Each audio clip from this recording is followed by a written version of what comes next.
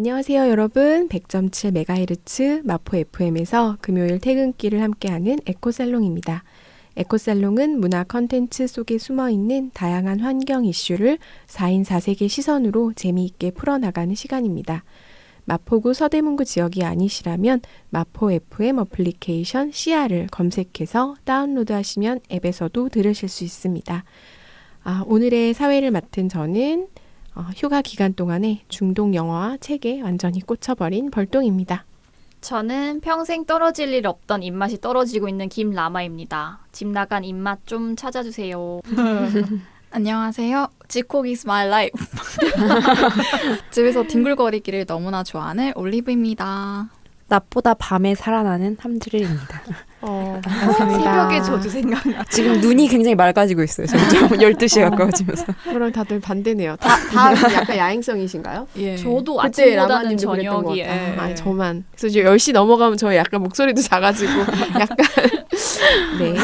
여러분들 지금 보니까 다 방콕을 좋아하시는 스타일인 것 같은데 기후위기와 주거생활에 대해서 그 홍익대 건축학과 유현진 교수님 좀 유명하시잖아요. 그분이 나와서 이야기하는 걸 좀 들었는데 이 건축은 기후와 환경의 영향이 굉장히 밀접하게 반영이 된다고 해요. 나중에 한번 찾아서 정말 들어보세요. 너무 재밌는데 최근에 또 이 비 피해와 코로나로 인해서 집에서 지내시는 분들 굉장히 많으시잖아요. 그래서 여러분들도 좀 방콕을 즐기시는 분들이 많으신데 실내에서 어떻게 좀 재밌게 하고 지내시는지 궁금해요. 저는 요즘 업사이클링에 관심이 많아서 너튜브로 이것저것 찾아보고 있는데요. 그 버리는 옷으로 마스크를 만든다거나 아니면 다 쓴 마스크 그 줄로 곱창 밴드를 만들 수도 있대요. 그래서 그걸 보고 좀 따라하면서 좀 만드는 재미에 푹 빠졌습니다. 청취자 여러분들도 추천드립니다. 저는 집이라는 공간이 원래는 휴식이잖아요. 퇴근하고 돌아와서 업무와의 단절? 약간 그런 공간이었는데 요즘에는 재택을 주로 하다 보니까 업무와 휴식 그리고 식사? 이런 것까지 집에서 그리고 이제는 헬스장 저희 동네 헬스장 오늘부터 다시 쉬더라고요. 그래서 운동까지도 집에서 해야 될 것 같고 이 모든 생활이 집 안에서 이 좁은 집 안에서 진행이 되다 보니까 구역을 나누려고 하고 있어요. 가구를 갑자기 재배치를 좀 해보고 필요 없는 가구를 좀 드러내보기도 하고 그래서 집이라는 공간에 대해서 약간 재발견을 하는 시간들을 보내고 있습니다. 저는 이게 공상을 진짜 많이 해요. 공사만 해도 시간이 모자라죠 우리 함들이. 하루 종일 공상해요. 하루 종일 누워가지고 공상하는 거 좋아하고. 머릿속은 엄청 복잡한. 네, 머릿속이 빠르게. 되게 복잡하고 약간 그래가지고 제 남자친구 무구구는 되게 현실적인 스타일이거든요. 그래서 저한테 진지하게 얘기하더라고요. 현실에 돌아올 필요가 있다. 현실 속에서 살아갈 필요가 있다. 백투 어스. 제 뭘 이렇게 말을 하는데 제가 가끔 이럴 때가 있대. 약간 이럴 때가 있대요. 이러면 뭔가 다른 세상 다른 세계에 이제 접속하는 시간. 그러면 여기까지 저희가 좀 얘기를 나눠봤고요. 슬기로운 덕지 생활을 좀 시작하도록 하겠습니다.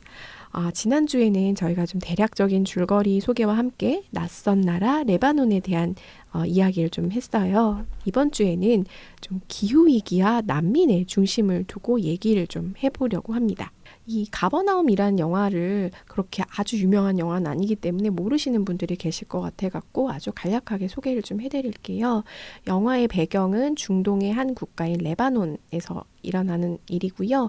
그 레바논의 베이루트라는 도시에 슬럼가가 있어요. 거기서 아주 열악한 환경에서 살아가는 그 자인이라는 한 그 소년과 그 부모가 자식들이 굉장히 많은데 학대하고 약간 방치를 하거든요.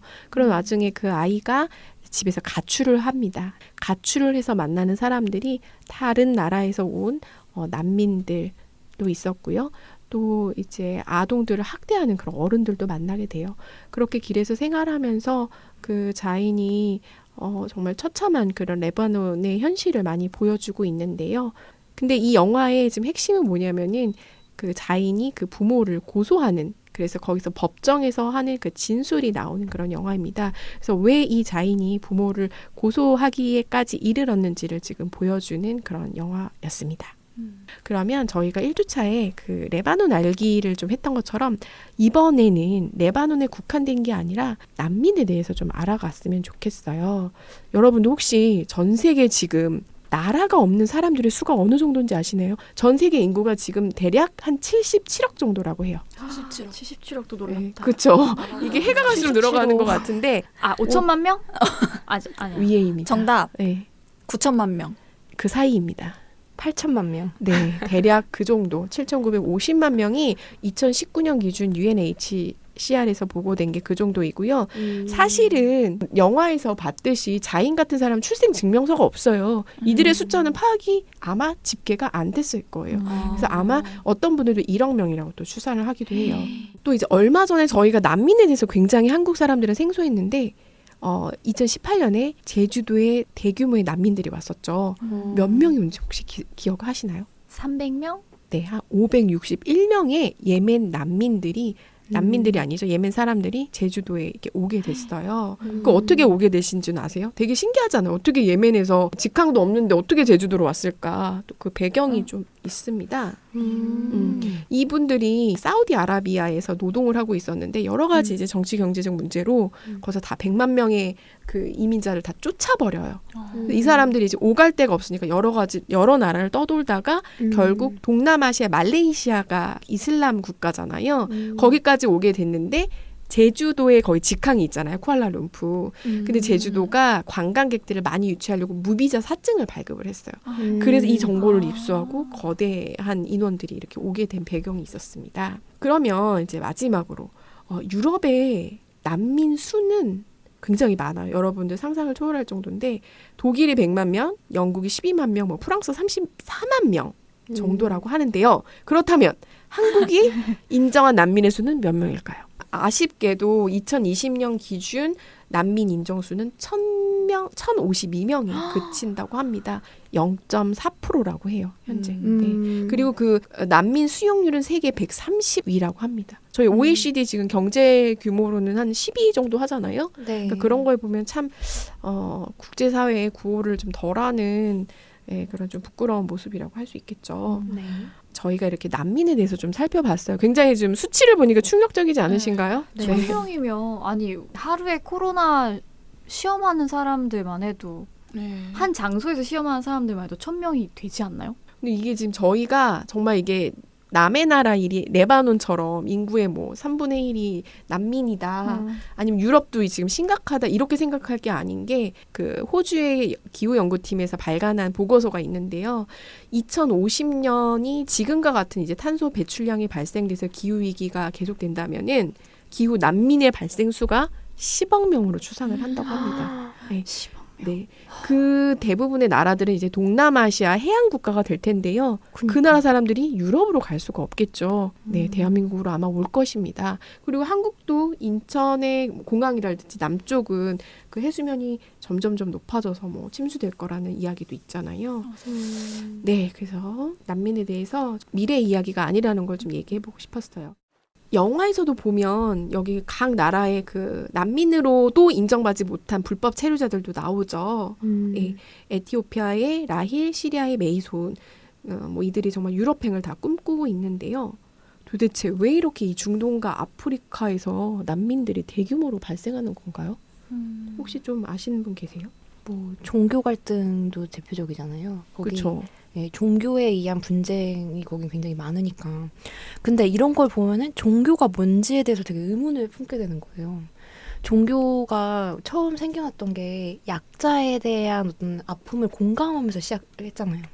기독교도 처음에 그런 유대교가 갖고 있는 어떤 선민 사상을 비판을 하면서 어떤 유대인만이 아니라 모든 사람들이 다 평등하게 이 종교를 믿을 수 있는 어떤 사상이 좀 출현하기 시작하면서 약자에 대한 공감으로도 많이 시작을 했고 이슬람도 마찬가지로 맞아요. 다른 종교 다 그런 시작의 출발점은 나와 다른 존재에 대한 포용이었거든요.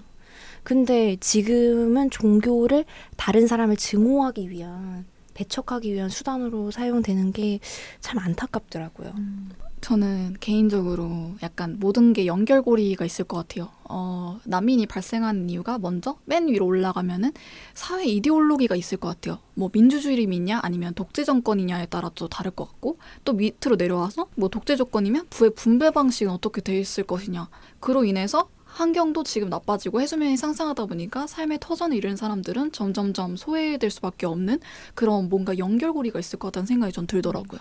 되게 좋아하는 영화 장면이 있는데 그 킹덤 오브 헤븐이라는 그 영화가 있어요. 거기서 십자군 기사인 발리안이라는 사람이 주인공인데 적이 이제 이슬람의 장군인 살라딘이거든요.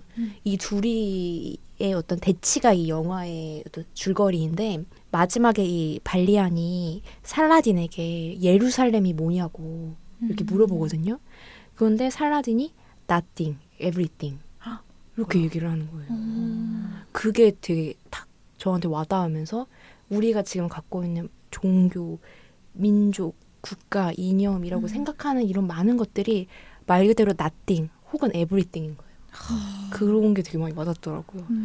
그래서 어떻게 보면 우리는 종교 때문이다, 국가 때문이다, 민족 때문이다라고 하지만 사실 되게 생존의 문제인 것 같아요. 말씀하신 것처럼 이왕 적은 자원을 내가 더 가지게 된다면 겉으로 봐서 나랑 인종이 같고 종교가 같은 사람이 그나마 나랑 같은 내 집단 같으니까 그 사람에게만 자원을 나누고 싶은 거죠. 약간 그런 생존의 어떤 욕구? 약간 그런 것 때문이 아닌가 싶습니다.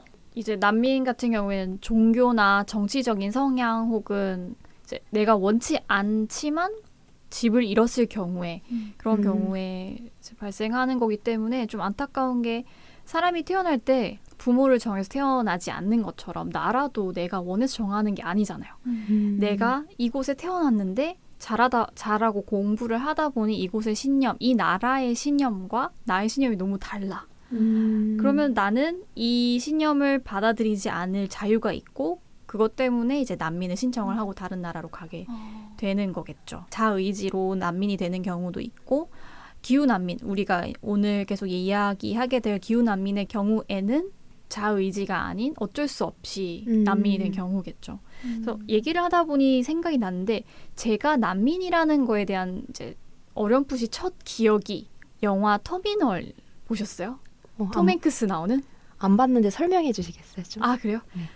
간단하게 얘기를 하자면 톰 행크스가 어떤 그 나라 이름은 까먹었는데 어떤 나라에서 다른 나라로 미국으로 출장을 와요. 출장을 와서 공항에 잠시 이제 나가려고 그 미국에 들어서려고 입국 심사를 받는 도중에 본인의 원래 나라가 없어진 거예요. 전쟁이었나? 어떤 이유에서 갑자기 그 나라가 해체가 됐어요. 그래서 존재하지 않는 나라에서 온 사람이기 때문에 이 사람은 미국에 발을 들일 수가 없고 그렇게 돼서 미국에 있는 그 공항에서 난민으로서 몇 달 동안 숙식을 해결하면서 지내는 내용이거든요. 그러면서 나라가 없어질 수도 있구나. 내가 속한 나라가 없어지면은 저렇게 떠돌고 돈도 받을 수 없고 내 존재 자체를 증명할 수 없겠구나라는 거에 대한 이제 다루는 영화여서 저한테는 이런 게 난민이구나라고 처음 생각해 볼 수 있었던 기회였습니다. 또 연결이 되는 게 네. 자연스럽게 그 팔레스타인이 연결이 되는데 그 사람들은 원래 그 이스라엘 인근에 있는 그 여러 그 지역의 분포에서 넓게 살고 있었는데 갑자기 이스라엘의 그러니까 민족인 거죠. 인종들이 우리가 갑자기 나라를 세우겠다고 해서 무작정 거기에 그냥 나라를 세웠어요. 그래서 그 사람들 북쪽으로 내쫓은 게 바로 그 지금 팔레스타인 가자 지구가 된 거예요. 그러니까 멀쩡히 자기들은 이제 나라의 이름은 아니었지만 어떤 부족의 개념으로 살고 있었죠. 근데 갑작스럽게 한 40, 그게 몇 년도였지? 1940년, 50년 그때 이스라엘이 만들어진 거예요. 그 사람들이 얼마 지금 안 됐구나. 그렇죠. 네. 근데 그거를 촉발로 계속 그 이후로 지금 중동 전쟁이 일어나는 거잖아요. 그래서 여러분들이 지금 얘기하신 것들이 다 맞아요. 난민들 특히 이제 중동이나 아프리카가 정치, 경제, 이념 이런 종교 문제가 다 복합적인데 제가 좀 드리고 싶은 거는 이 배경에 플러스 기후 위기가 정말로 그 난민을 부추기는 원인 중에 하나라는 걸 말씀드리고 싶은 게 이 레바논이라는 지역이 옛날에 그 초승달이라는 그 뜻을 갖고 있어요. 모양이 좀 그렇게 생기기도 했고 굉장히 비옥한 땅이었다고 해요. 그래서 그 일대 뭐 이라크니 그 일대 지역들이 다 문명이 탄생한 그런 지대였거든요. 근데 여러 가지 기후 위기가 이제 되고 최근에 이제 심각한 그 가뭄이 되면서 2007년에 식량 위기가 굉장히 심하게 왔다고 해요.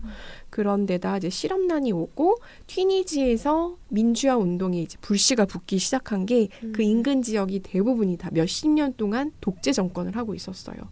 그런데 이제 그 딱 불이 마치 우리나라의 그 광주 운동에 그 불이 붙은 것처럼 폭발이 돼서 2010년 아랍의 봄이라고 이제 명명이 돼서 이런 모든 것들이 다 연결이 돼서 엄청난 이제 내전의 수준으로 된 거예요. 그래서 특히 지금 아프리카와 중동에 지금 난민이 굉장히 많이 있습니다. 그러면 좀 영화랑 좀 연결을 해보면 여기서도 그 불법 체류자 라힐 또 레바논에 살면서 오히려 자인 같은 경우는 배급을 받으려고 자기가 난민인 척을 하잖아요. 좀 그것도 참 아이러니했고 또 북유럽의 꿈을 안고 있는 시리아인 메이소는 나오잖아요. 이거 보면서 저는 조금 한번 상상하기를 해봤으면 좋겠어요. 우리가 만약에 난민이라면 지금 어떨까? 나라 없이 거주하면 어떤 느낌일지 한번 상상해 보실까요? 아까 라마쌤이 터미널 영화 추천해 주시면서 하루아침에 난민이 된, 하루아침에 나라가 없어진 남성의 이야기를 이렇게 들려주면서 저는 사실 나라에 대해서 애국심이라는 게 사실 별로 없거든요. 나라에 대해서 한 번도 생각해 본 적이 없고 오히려 한국에 대해서 조금 미운 감정도 좀 있었어요. 한국이 나한테 보태준 게 뭐가 있어? 이러면서 막 흔히 말하는 헬조선 막 이런 것도 좀 생각하는 그런 사람이었는데 라마님께서 하루아침에 나라가 없어지면 어떨까라는 말씀해 주시니까 너무 좀 내가 그동안 미워했던 나라가 어떻게 보면 나의 존재를 인정해주는 그런 큰 기관이라는 생각이 드니까 그런 게 없다는 사람들은 어떻게 살아가고 있을까 이런 생각도 들면서 다시금 약간 그들의 존재에 대해서 궁금해졌다 이런 생각이 드네요. 저희 짚고 넘어갈게 난민으로 인정받은 사람은 1,000명 정도 되고요. 근데 이제 난민으로 인정받지 못하고 임시로 체류할 수 있는 사람은 또 별도로 2,000명 정도 또 있다고는 해요. 근데 인정받지 못했죠. 하기 위해서 그냥 무슨 체류증 뭐 이런 식으로 그냥 있는 거예요. 어쨌든 임시로. 아 그게 더 뭐라 해야 되지? 더 안타깝기도 하네요. 그 사람들이 어떻게 보면 이 코로나 시국을 살아가는 사람들 중에 가장 어떻게 보면 좀 취약한 환경에 놓여 있는 거잖아요. 맞아. 오히려 난민들은 지금 다닥다닥 붙어 있는 밀집된 환경에서 살아가고 있을 텐데 그런 이들을 위해서 정부가 뭘 하고 있는지 궁금한데 저희 같은 시민들도 사실 잘 관심을 주지 않는 마당에 정부가 제대로 일을 하고 있을까 이런 생각도 드네요. 나라가 없어진 어떤 기분을 사실 느껴본 적은 없거든요. 문득 드는 생각이 해외여행 나갔을 때 나는 대한민국 소속이다라는 게 좀 갑자기 아이러니하게 다른 나라에 가 있을 더 강하게 느껴지기도 하고 해외에 나가 있는 동안 어떤 사고나 어려운 일을 당했을 때 그 외교부를 통해서 이제 해결을 받거나 도움을 받는 그런 경험이 혹시 있으신가요? 그때 정말 나라가 중요한 역할을 한다고 저는 생각하거든요. 사실 이번에 코로나 때도 다른 나라에 나가 있는 우리나라 국민들을 비행기로 수송해서 대한민국으로 우리 한국으로 다시 데려오기도 하고 사실 그런 나라가 그럴 때 제 역할을 한다고 저는 어려운 상황에 역할을 한다고 생각하거든요. 예, 하다못해 지갑을 잃어버렸다거나 맞아요. 여권을 잃어버렸을 때 맞아요. 응. 그럼 대사관 가가지고 나 누구 나라 사람인데 지갑 잃어버렸다 이렇게 나를 증명할 수가 있잖아요. 맞아. 그런 게 사소한데 되게 중요한 포인트가 있는 것 같아요. 약간 공기처럼 느끼지 못하고 있었던 것 같아요. 네, 맞아요. 그것도 있고 우리가 정말 쉽게 쓰는 이런 뭐 전기라든지 물 이런 것들 있잖아요.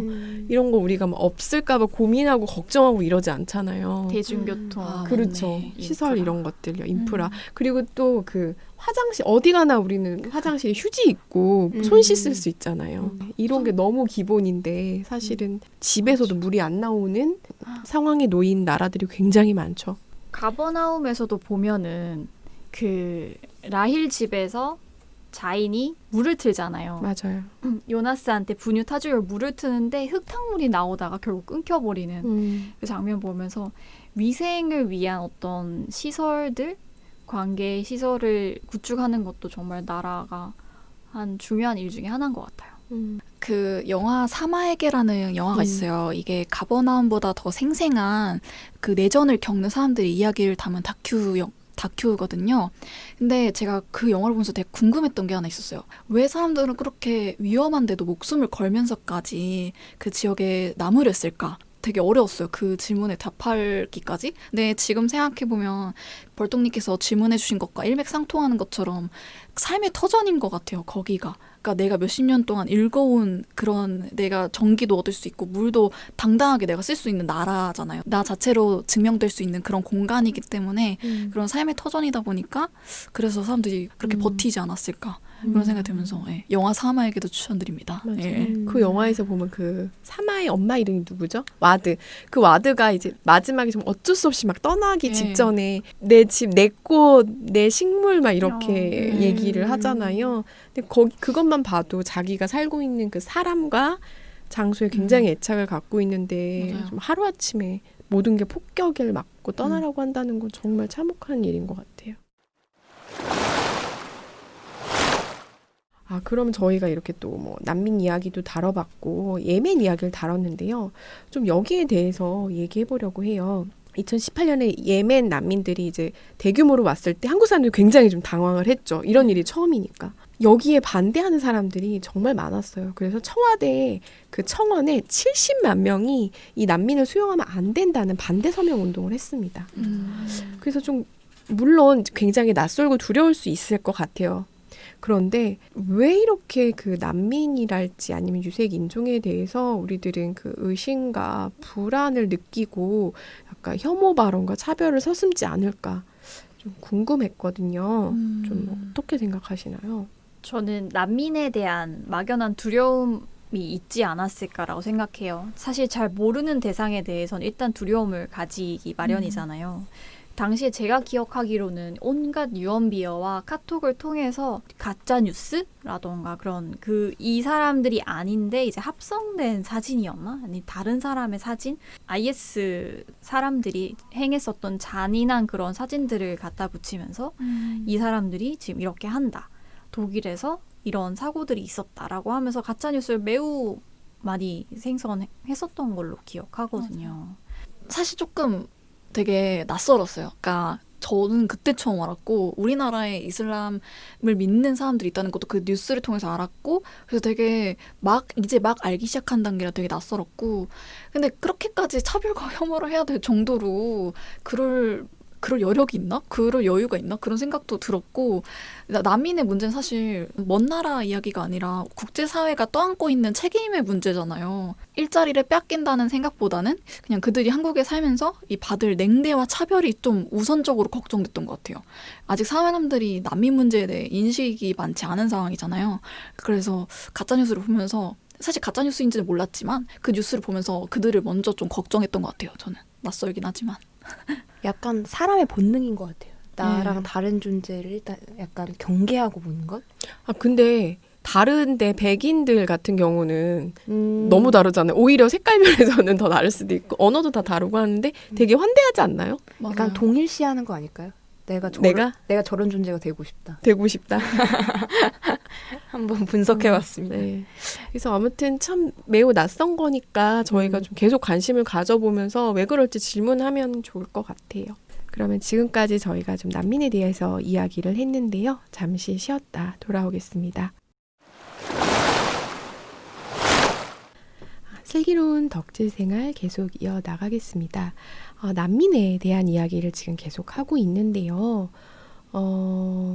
난민의 대부분이 아까도 얘기했지만 뭐 중동, 아프리카, 동남아시아 등 유색 인종의 비율이 좀 높은 편이죠. 근데 한국에서는 인종 이런 차별주의가 아니라 GDP, 인종주의 뭐 이런 말이 있다고 합니다. 무슨 말이냐면은 백인이 타인종과 결합해서 결혼을 하면 글로벌 패밀리다 이렇게 얘기하고 뭐 그렇지 않은 다른 인종들은 다문화 가정이라는 이렇게 아예 이름 자체를 다르게 부르잖아요. 최근 뭐 블랙페이스 이런 분장 사태로 좀 이슈가 많았다고 하는데 여기에 대해서 좀 얘기해 주실 수 있나요? 아, 네. 이게 어떤 사건이냐면 이정부고가 원래 졸업사진으로 되게 유명하잖아요. 그런데 학생들이 이번에 인터넷상에 떠도는 가나의 장례식 밈을 흉내를 내서 졸업사진을 찍은 거예요. 그런데 그거에 대해서 샘 오치리 씨가 굉장히 화가 나셔가지고 인별그램에 그거에 대한 어떤 글을 올렸는데 그게 굉장히 논란이 많이 됐었죠. 왜 논란이 됐었죠?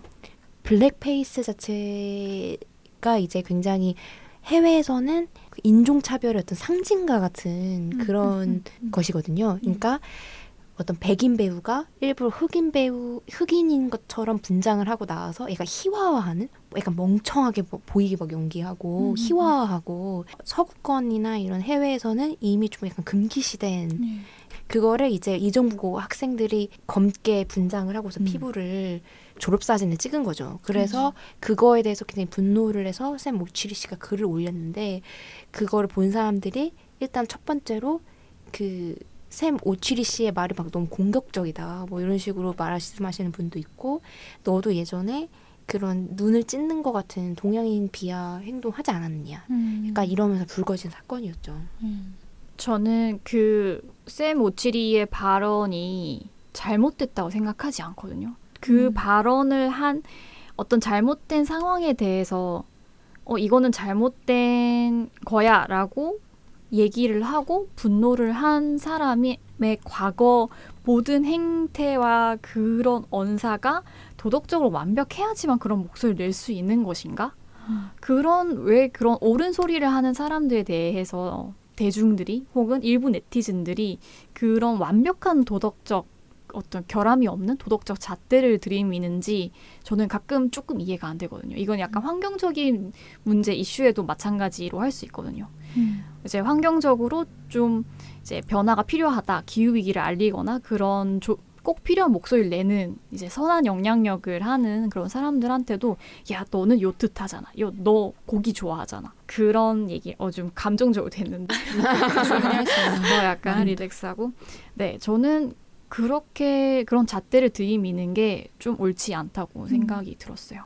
저는 감수성의 문제라고 생각이 딱 들었어요. 그러니까 의정부고 그 학생들이 조금이라도 그 흑인 사람들을 생각하는 그런 감수성이 있었다면 분장까지 했을까? 오히려 그 다른 브랜드에서 관짝 밈을 따라한 그런 브랜드가 있었어요. 근데 그 브랜드는 분장하지 않고 그 어떤 행위가 담는 의미를 굉장히 잘 활용해서 오히려 그 브랜드 이미지를 높였던 사례가 있었는데, 그거를 선례가 있음에도 불구하고 그런 분장을 했다는 거는 감수성을 고민하지 않고 좀 짧은 생각이 아니었나? 이런 생각이 들더라고요. 장례식을 따라했다고 패러디했다고 하셨잖아요. 그 장례식에 대한 어떤 형태를 패러디하고 싶었으면은 그거를 완벽하게 재현을 하면 되는 거지 굳이 얼굴색을 까맣게 칠할 필요는 없었다고 생각해요. 그거는 장례식을 패러디한 게 아닌 흑인 어떤 인종을 패러디한 거나 다름없는 거잖아요. 그 포커스가 인종에 가 있는 거라서 저는 포커스가 잘못된 것 같아요. 근데 기존의 코미디언들이, 한국 기존 코미디언들이 어떤 흑인의 어떤 부스스한 어떤 머리라던가 까무잡잡하게 화장을 하고 나와서 되게 희화화한다던가 맞아. 그런 거 최근까지도 되게 많았었잖아요. 아직까지 우리나라의 블랙페이스에 대한 어떤 문화적인 배경이 충분히 사람들한테 이해되지 못한 것 같아요. 그래서 좀 이번 사건을 계기로 사람들이 조금 더 조심하게 되지 않을까 싶기도 하거든요. 사실 학교에서도 이런 걸 가르쳐줬다면 이런 분장 사태가 일어나지 않았을 것 같아요. 조금 더 그 교육을 가르치는 곳에서도 그러니까 이런 식으로 인권 감수성을 키울 수 있는 그런 계기가 됐으면 좋겠습니다. 저 어느 통계에서 좀 봤는데 사실 도시에서는 저희가 다른 국적의 사람들을 이렇게 만나기가 쉽지 않잖아요. 근데 타 국가에 비해서 특히 한국이 단일 그 민족 그 비율이 굉장히 높기도 하고, 근데 실제로 비율은 그렇게 낮지는 않다고 해요. 왜냐하면 외국인 노동자들이 좀 되게 많대요. 특히 농촌 같은 데도 국제 결혼을 많이 하잖아요. 그래서 거의 뭐 10%인가 하여튼 좀 높은 비율이라고 하더라고요.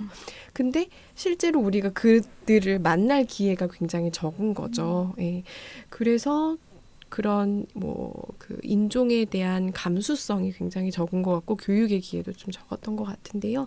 이번 기회로 좀 타 민족을 이해하려는 마음, 그런 마음들을 좀 가지고 관심을 가졌으면 좋겠습니다.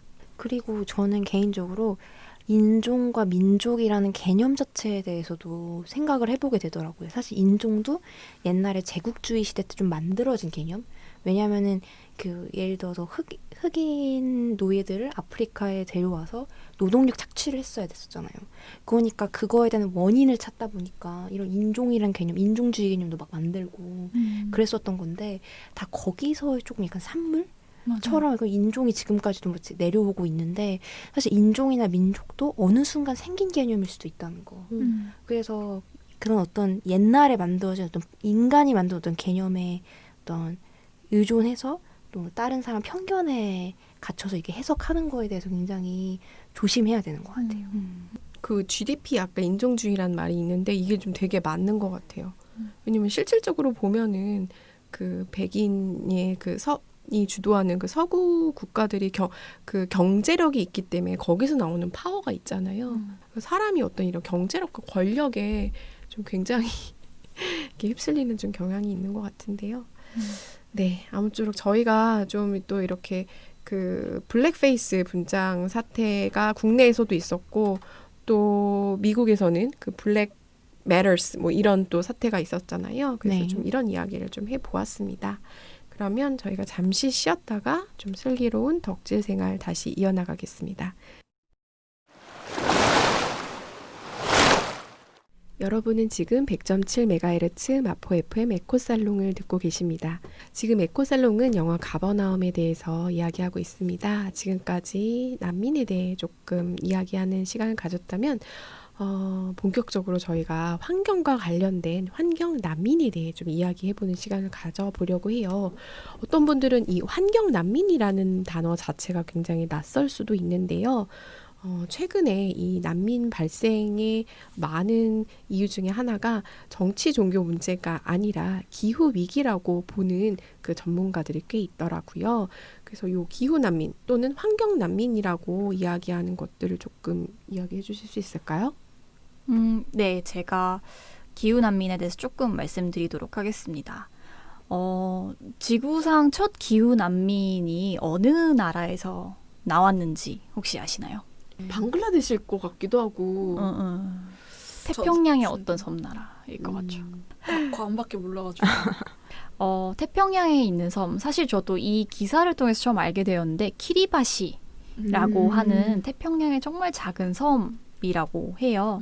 2013년에 태평양의 작은 섬나라 키리바시 출신인 한 남성이 뉴질랜드의 기후변화로 인한 이제 기후난민 자격을 요청을 했었었죠. 그래서 그가 기후난민을 신청한 배경은 이렇다고 해요.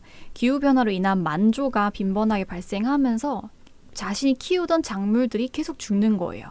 그리고 범람을 하다 보니 식수염이 오염되기도 하고 또한 해수면 상승으로 인해서 땅이 좁아질 거잖아요. 땅이 좁아지면서 안 그래도 섬나라는 땅이 좁은데 그 안에서 사람들끼리 다시 지역으로 인한 지역 쟁탈, 인구가 증가하고 또 사람들이 계속 이사를 하게 되는 거잖아요. 나 이곳에서 더 이상 살 수 없어. 계속 물이 들어오네. 이사를 하고 주민들 사이에 갈등이 고조되면서 이제 유혈 사태가 나는 경우도 있었다고 해요. 그런 여러 가지 이유들을 배경으로 이제 그는 기후 변화로 인한 이제 난민 신청을 했었었죠. 이제 뉴질랜드에 신청을 했었지만 당시에는 뉴질랜드 재판부가 이거는 어떤 개인의 문제다라고 하면서 이거를 거절을 했었다고 하는 이제 사례가 있었어요. 네. 그래서 그때 그 키리바시의 그 남성이 나중에 기후 위기와 관련된 이제 국제 회의에서도 대변인으로서 진짜 살아있는 기후 위기의 증인인 거잖아요. 여러 무대에서 이야기를 하고 그분이 지금 성함이 기억이 안 나는데 아무튼 좀 어떤 아이콘으로 자리를 잡았었는데 지금은 아까 지난주에 말씀해 주셨던 것처럼 기후 난민이 될 수 있는 분이 거의 몇억 명에 이르렀다고 하셨잖아요. 더 이상 이 남성 개인 한 명의 문제가 아닌 정말 많은, 정말 미래에는 전 세계 인구 10% 이상의 사람들이 겪게 될 일을 보여주었던 사례인 것 같습니다. 그 기후위기가 무서운 게 그 중동이나 아프리카는 지금 가뭄 때문에 식량위기가 와서 생긴 거고 여기 지역은 또 이 섬나라들은 이제 물 때문에 그런 거잖아요. 참 너무 심각한 것 같네요. 진짜 탄소 배출을 많이 하여 기후 위기를 많이 촉발했던 국가들이 진짜 책임을 져야 되는 것 같아요. 진짜 책임지고 특히 미국 같은 경우는 요새 뭐 트럼프가 오히려 더 개발한다고 막 북극곰 지역 뭐 석유 개발한다고 막 어이가 없는 거죠. 막 기후 위기를 가장 많이 초래한 탄소 배출을 가장 많이 한 국가 중에 하나인데 뭐 그거에 대해서 책임까지는 바라지도 않고 뭐 더 개발을 한다고 하니까 할 말이 없는 거죠. 약간 그런 행동 때문에 잊혀지고 소외받는 지역들이 생기잖아요. 맞아요. 이 사람들을 누가 책임져 주겠어요? 국가도 개인의 문제라고 이야기하면서 책임을 회피하고 있는데 이런 거 보면 정말 안타까운 것 같아요. 근데 좀 잠깐 논외로 갑자기 트럼프 얘기가 나와서 생각이 난 건데 좀 있으면 이제 미국 대선이 있잖아요. 근데 정말 중요한 것 같아요. 근데 현실을 부정할 수 없는 게 어쨌든 미국이 가장 조금 파워풀한 거잖아요. 그래서 좀 정말 미국 대선에 지금 굉장히 좀 관심 있게 지켜보고 있는 중입니다. 마침 또 그런 관련된 공약을 하시는 후보들도 있잖아요. 그러게요. 맞아요. 네. 미국에서도 되게 많이 중요해지는 이슈가 되고 있는 것 같은데 제 라마님 궁금한 게 있는데 그 키리바시에서 키리바시. 그 기후 난민을 요청했던 남성의 그 시기가 몇 년도였어요?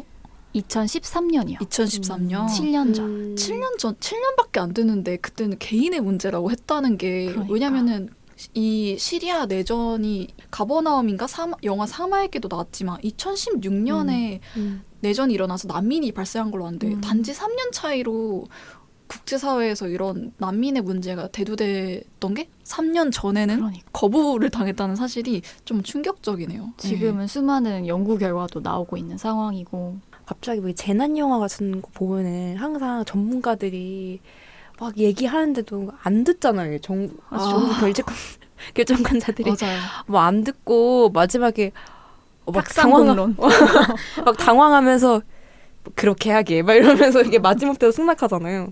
그게 진짜 영화나 드라마 속의 얘기가 아니라 실제 현실 되게 많이 반영하는 것 같아요. 맞아요. 사람들이 직접 경험하지 못하니까 뭐 태평양에 있는 작은 섬 이야기니까라고 그냥 넘겨버렸을 것 같아요. 그렇죠. 환경 난민하니까 생각났던 건데 지난주에도 제가 말씀했었지만 환경이랑 사회랑 되게 밀접하게 연결되어 있는 것 같아요. 그 난민이 발생하는 원인 중에는 뭐 산불도 있겠고 뭐 아니면 홍수가 있겠고 이런 직접적인 요인도 있겠지만 이런 환경적인 변화로 인해서 파생되는 어떤 정치적 문제, 사회적 문제, 경제적인 문제도 있을 거라는 생각이 들더라고요. 그래서 이게 심해지면은 내전이나 뭐 폭력 사태로 이어지는 거고 그래서 사람들은 결국에는 이런 평범한 시민들은 결국엔 삶의 터전에 있는 거죠.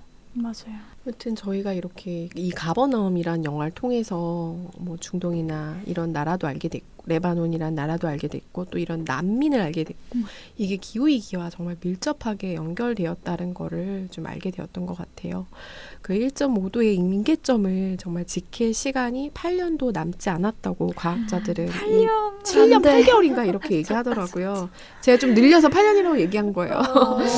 네, 정말 그래서 저희가 이런 개인적 실천을 넘어서 정말 이 경각심을 가지고 이 정치적 참여와 모든 수단을 다 동원해서 최고 우선순위로 해서 정말 환경을 다시 한번 지켜야겠다는 다짐을 좀 해보게 됩니다.